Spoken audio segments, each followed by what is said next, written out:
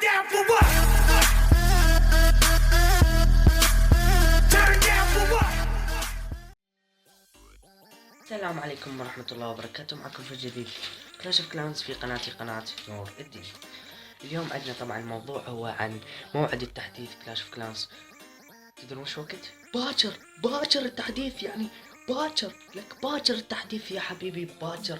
الكل هسه يستعد، الكل يسوي جيش موارد، لان باكر راح ينزل التحديث، وما ادري ايش قد راح يطول فواصل الصيانة، فتحضروا كل الزين للتحديث القادم ان شاء الله باكر. ما ادري بالساعة، بس ان شاء الله باكر. نشوف هو عن موضوع هجمات تاون داعش ونرجع لكم.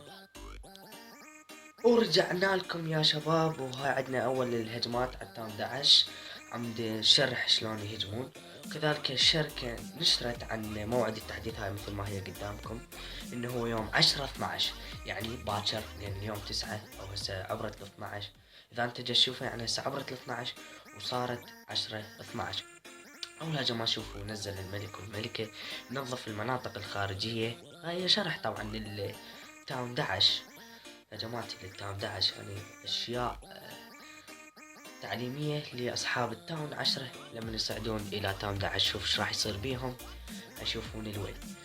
طبعا لو لاحظتوا، شوفوا الارشر هاي ذباها الفرق، مو كل هذول اللي ذباهم بيهم علامة نار إلا هي، من ذباها راحت علامة النار. إذن يعني احتمال مستويات جديدة، بس لحد الآن الشركة ما عالنا عنها.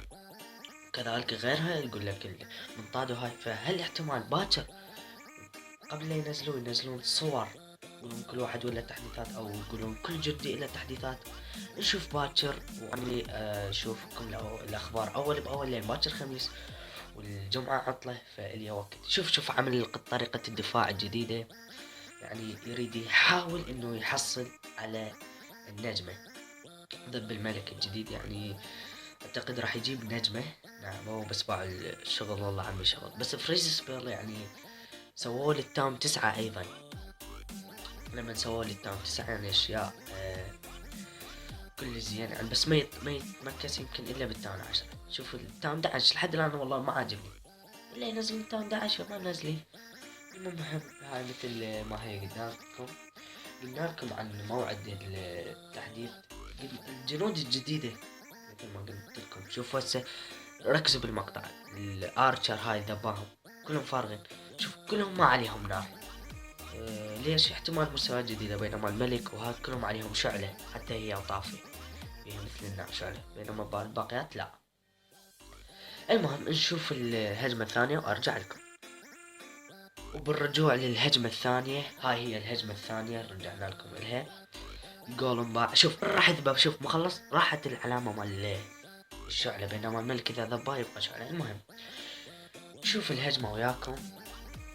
طبعا نزل عنده 3 ريجس، 3 جامب سبيل، 1 فريز سبيل، 2 بويزن سبيل، يعني 2 بويزن سبيل.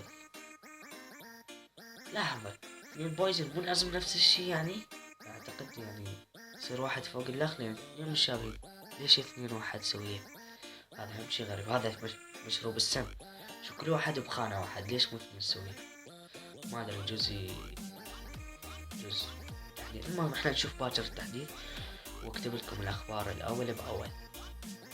ثاني طبعا مرتاح، يعني القناة مالتي صارت زينة، كنت تعرف اسوي واجهية للفيديو مثل ما قدامكم. ديك الاستراتيجية والله ما كنت مركز قد اخذ كم نجمة، بس ديك كانت كل زين. هنا اعتقد راح ياخذ نجمتين او نجمة.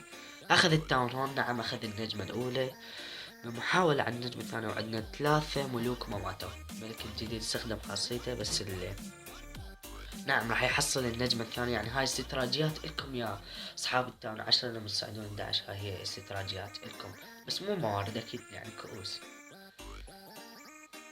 نعم هاي خلاص، هاي الباقي مسألة تنظيف لحد ما يموتون. هاي ماتوا لهنا. طبعا لهنا وصلنا لنهاية مقطع الفيديو. اتمنى انه لا تنسونا باللايك والاشتراك، وكذلك ما راح انزل لكم الفيديو مال هذا طريقة عمل دفاعه، لانه هو بعد الكل عرفوه. فلا تنسونا باللايك والاشتراك، ومع الف الف سلامة.